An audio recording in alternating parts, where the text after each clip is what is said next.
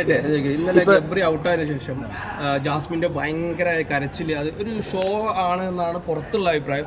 നേരിട്ട് കണ്ടപ്പോൾ എന്താണ് ചേട്ടൻ തോന്നിയത്? എനിക്കൊന്നും അറിയില്ല, ഞാൻ ഒന്നും ഉത്തരം പറയില്ല. എനിക്കറിയില്ല.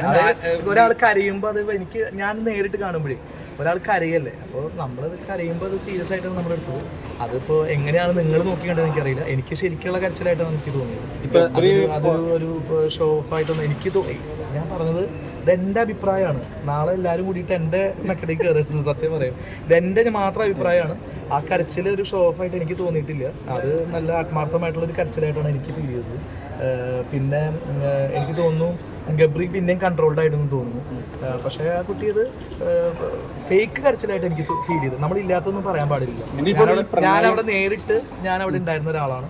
അപ്പോൾ എനിക്ക് ജാസ്മിൻ കരഞ്ഞത് ഒരു ആത്മാർത്ഥത്തോട് കരഞ്ഞ ഒരു ഫീലാണ് എനിക്ക്.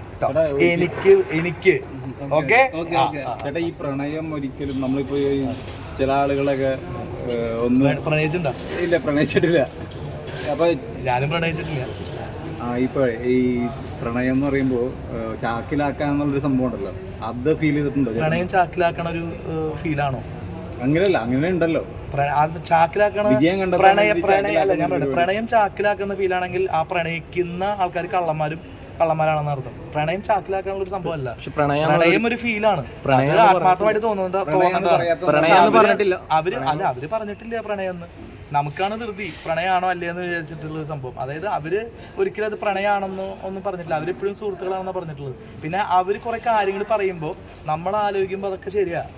അതായത് രണ്ടുപേരും അടുത്തിരുന്ന് എന്താ കുഴപ്പം ചോദിച്ചു കഴിഞ്ഞാൽ നമുക്ക് ഉത്തരവില്ല. ശരിയല്ലേ? രണ്ടുപേരും അടുത്തിരുന്ന് എന്താ കുഴപ്പം? അത് ഇപ്പോൾ ഒരാൾ തൊട്ടു എന്ന് വെച്ച് കഴിഞ്ഞാൽ ഇപ്പോൾ ഞാൻ തന്നെ അങ്ങനെ തൊട്ടു എന്താ കുഴപ്പമെന്ന് ചോദിക്കുമ്പോൾ നമുക്ക് ഉത്തരവില്ലേ പറയാൻ. അപ്പോൾ ഞാൻ പറയുന്നത് ശ്രദ്ധിക്കുകയാണെങ്കിൽ അവർക്ക് ശ്രദ്ധിക്കാം, അല്ല അത് മുന്നോട്ട് എല്ലാം അവരുടെ ലൈഫാണ്. നമുക്ക് നമ്മുടെ ലൈഫ്, അവർക്ക് അവരുടെ ലൈഫ്. അപ്പം അവർ ചെയ്യണതിൽ ശരിയുണ്ടെന്ന് കണ്ടെത്തുന്ന ആൾക്കാരാണ് അവർ. അപ്പോൾ അവർ പറയുന്നത് അത് പ്രണയമല്ല എന്നല്ലേ. അവർ പ്രണയം എന്ന് പറഞ്ഞിട്ടില്ലല്ലോ അല്ലേ? ഞാൻ കണ്ടിട്ടില്ല, അങ്ങനെ പറഞ്ഞിട്ടില്ല. ഈ ആഴ്ചയും പറഞ്ഞിട്ടില്ലല്ലോ, അങ്ങനെ പറഞ്ഞിട്ടില്ല. അപ്പം അവർ പറയുന്നത് നല്ല സുഹൃത്തുക്കളാണ്. സുഹൃത്തുക്കൾ തമ്മിൽ ഒരുമിച്ചിരുന്നോടെന്നൊക്കെ ചോദിക്കുന്നത്. നമ്മൾ അധികം അവരുടെ കാര്യത്തിൽ ഇടപെടാതിരിക്കുകയാണ് നല്ലത്. കാരണം അവർ എന്താ വെച്ച് കഴിഞ്ഞാൽ അവർ സുഹൃത്തുക്കളായി തുടരട്ടേന്നേ.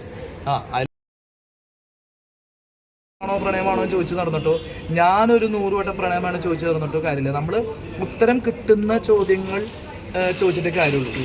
ഉത്തരം കിട്ടുന്ന ഉറപ്പുണ്ടെങ്കിൽ പോയിട്ട് കാര്യമില്ല. ഇതല്ലാതെ ഇതിന് പിന്നെ എനിക്ക് തോന്നുന്നില്ല അതിന് പിന്നെ അന്നത്തെ കാര്യം തോന്നില്ല.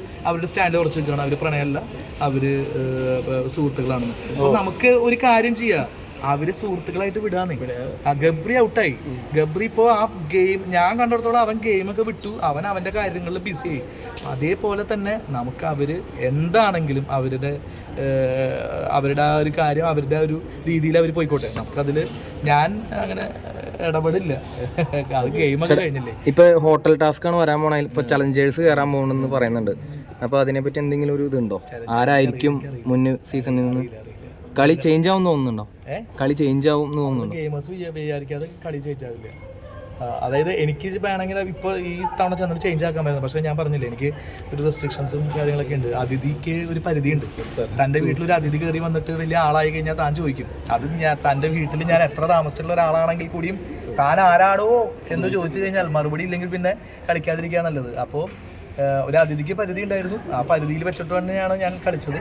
പക്ഷേ അതിഥി എന്ന് മാറി അത് ഒരു ഇതിലേക്ക് നീങ്ങിയാൽ, ഗെയിമറിലേക്ക് നീങ്ങിയാൽ ഞാൻ ആ കളി ഞാൻ ചേഞ്ച് ആക്കാൻ എനിക്ക് അറിയാമായിരുന്നു. പക്ഷേ ഞാൻ പറഞ്ഞത് എനിക്ക് ഏഷ്യാനെറ്റ് തന്നത് ഇത് വലിയൊരു കാര്യം തന്നെയാണ്.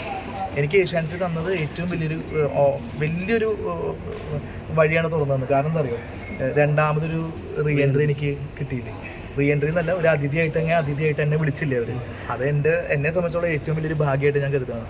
വേറെ ഇപ്പോൾ ഇങ്ങനെ അതിഥിയായിട്ട് ഗെയിമറായിട്ടൊക്കെ തിരിച്ചു വിളിച്ചിട്ടുണ്ട്, അതിഥിയായിട്ടും തിരിച്ചു വിളിച്ചിട്ടില്ല. അപ്പോൾ ഏഷ്യാനെറ്റ്, ബിഗ് ബോസ്, എൻ്റെ മോൺഷൈൻ തുടങ്ങിയിട്ടുള്ള ആളുകൾ എൻ്റെ അടുത്ത് ചെയ്തത് വലിയ കാര്യം തന്നെയാണ്. കാരണം എന്നെപ്പോലുള്ള ഒരാൾ ഒരാഴ്ച കൊണ്ട് ഔട്ടായി പോയ ഒരാൾ ആളെ വീണ്ടും വലിയ വാതിൽ തുറന്ന് എനിക്ക് വിശ്വസിച്ച് ഒരു ജോലി എനിക്ക് ഏൽപ്പിച്ചു തന്നു. ഞാനത് ഭംഗിയായിട്ട് നിറവേറ്റിയിട്ടുണ്ട്. ഞാൻ എൻ്റെ പരിമിതിയിൽ വെച്ചുകൊണ്ട് ഞാൻ ഭംഗിയായിട്ട് അത് നിറവേറ്റിയിട്ടുണ്ടെന്നാണ് എൻ്റെ വിശ്വാസം. എല്ലാത്തിനും ഞാൻ ഏഷ്യാനെറ്റിനോടും എൻ്റെ മോൺഷൈനോടും ബിഗ് ബോസ് ടീമിനോടും ഞാൻ കടപ്പെട്ടിരിക്കുകയാണ്. എനിക്ക് ഇന്നും വലുത് എൻ്റെ ബിഗ് ബോസ് ആണ്.